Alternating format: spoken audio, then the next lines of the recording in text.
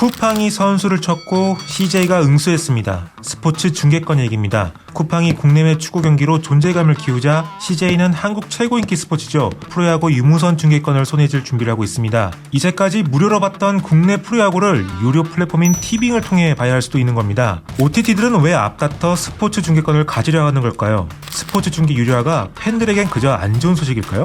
스포츠 속 머니 이야기를 풀어보는 머니인 스포츠 지금 시작합니다. 초미의 관심사였던 KBO 유무선 중계권 우선 협상 대상자로 티빙이 선정됐습니다. 협상이 마무리되면 앞으로 3년간 온라인 야구 중계는 티빙에서만 볼 수 있게 됩니다. 이를 두고 야구 팬들 사이에선 갑론을박이 이어지고 있습니다. 꿈짤도 안 돼, 유튜브도 안 돼, 2차 창작도 안 됐었는데 이제 바뀌는 건가? 중계권 수익 늘어나면 구단에서도 팀에 투자할 수 있게 되는 건데 그럼 더 좋아지는 거 아닌가? 돈 내고 보는 게 꼭 나쁘지만은 않은 듯? K리그도 쿠팡 플레이에서 한다고 했을 때 아무도 안 본다 그랬는데 축구 중계도 더 늘어나고 재밌는 콘텐츠도 더 늘어나서 좋지 않았나? 아니, 축구는 쿠팡 플레이가 유료화하면서 중계하는 경기 자체가 늘어나서 좋았던 거지. 근데 야구는 지금도 거의 전 경기가 거의 매일 중계되는데 티빙이 유료화한다고 뭐 더 좋을 게 있나? 국내 야구는 그동안 네이버가 공짜로 풀면서 접근성이 좋아서 많이 봤던 거지. 유료화하면 이제 누가 보냐? 2019년부터 2023년까지 국내 프로야구는 네이버로 대표되는 통신 포털 컨소시엄이 유무선 중계권을 가지고 있었습니다. 5년 계약금이 총 1,100억 원이었죠. 티빙은 이번에 적어도 연간 400억 원, 많게는 400억 원 중반을 부른 것으로 알려졌는데 단순 계산하면 3년간 1,200억 원에서 1,400억 원 정도입니다. 업계에서도 깜짝 놀랐다고 하죠. 지난 3분기에 겨우 적자를 벗어난 CJ ENM 입장에선 사활을 건 셈입니다. 그래도 구독료 이렇게 바로 올려버리는 건 좀... CJ 배팅을 두고 무한 확장 중인 쿠팡을 견제하기 위한 것 아니냐는 얘기가 나옵니다. 지난 2, 3년간 쿠팡 플레이는 스포츠 중계로 톡톡한 재미를 봤죠. CJ 많이 부러웠나 봅니다. 쿠팡 플레이가 K리그 중계를 시작하고서는 어떤 변화가 있었을까요? 간단하게 살펴보겠습니다. 쿠팡 플레이는 국가대표 경기와 K리그, 라리가, 리그왕, 스페르리가, 잉글랜드 풋볼 챔피언십의 중계권을 갖고 있습니다. 최근엔 분데스리가 인터내셔널과 전략적 파트너십을 체결하고 분데스리가 독점 중계권을 확보했습니다. 파리 생제르맹의 이강인, 미트윌란의 조기성에 이어 바이에른 뮌헨의 김민재도 이제 쿠팡 플레이를 통해 볼 수 있게 되었습니다. 지난해는 쿠팡 플레이 시리즈도 직접 주최, 주간, 중계했습니다. 라인업이 어마어마했죠. 게다가 NFL, F1 등 마니아 스포츠로 다양성도 넓히고 있습니다. 이런 투자 덕분에 2021년 1월 52만 명에 불과했던 쿠팡 플레이 월 사용자 수는 2023년 말에는 665만 명까지 급증했습니다. 쿠팡 플레이 입장에선 K리그 중계가 큰 돈이 될까 싶은데 이렇게 생각해 보시죠. 지난해 K리그는 경기당 평균 1만 명이 넘는 관중수를 기록할 만큼 역대급 인기를 누렸습니다.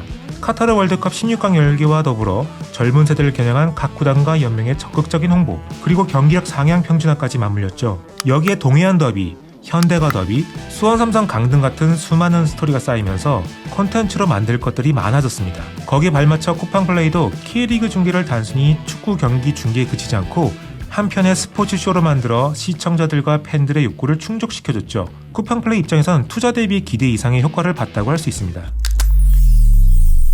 OTT들의 스포츠 중계는 글로벌 트렌드입니다. 지난번 콘텐츠에서도 소개해드렸듯 애플 TV 플러스는 지난해 리오넬 메시가 이적한 미 프로축구를 독점 중계하기 위해 연간 2억 5천만 달러를 투자했죠. 원조 OTT 넷플릭스도 가만히 있을 수 없죠. 최근 캡틴 오브 더 월드 같은 축구 다큐멘터리뿐만 아니라 골프와 테니스, F1 스타들의 이벤트 경기를 직접 주최하고 중계하면서 콘텐츠 영역을 확장하고 있습니다. 3월엔 테니스 스타 라파엘 나달과 카를로스 알카라스의 맞대결을 주최합니다. OTT들의 스포츠 중계 확대는 1차적으로는 콘텐츠 확보를 통한 월 사용자 수 증가, 궁극적으로는 이를 유료화한 수익 극대화라고 할 수 있겠습니다. 과거 같으면 프로축구나 프로야구를 돈 주고 볼까 싶겠죠? 그런데 이젠 손흥민이 뛰는 프리미어리그를 보려면 스포티비 나우를 결제하는 것처럼 돈 주고 보는 게 말이 되는 세상이 됐습니다. 마치 미국이나 유럽처럼 말이죠.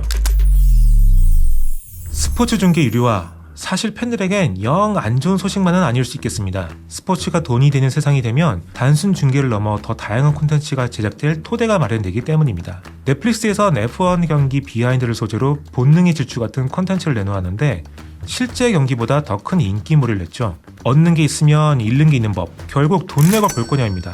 OTT의 생존 여부는 결국 유료화에 달려 있습니다. 거액을 투자한 만큼 회수를 해야겠죠.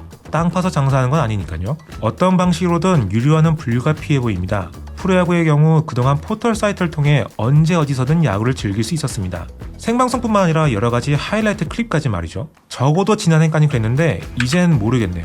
티빙은 무료 시청에 대한 확답을 하지 않았습니다. 유료 가능성과 서비스 제공 방식에 대한 질의에도 명확하게 답을 하지 않았던 것으로 알려지면서 업계에서는 티빙이 전면 유료화를 염두에 두고 있다는 추측을 내놓고 있습니다. 계약기간 3년 내에 어떤 결과를 내려면 단계적으로 유료화를 하지 않을까 하는 겁니다. 단순히 가입자만 늘린다고 해서 1,400억 원이 훌쩍 넘는 수익을 내기는 어렵기 때문입니다. 티빙과 CJ ENM의 재무적 상황이 그렇게 여유가 없다는 점도 유료화 가능성에 힘을 싣고 있습니다.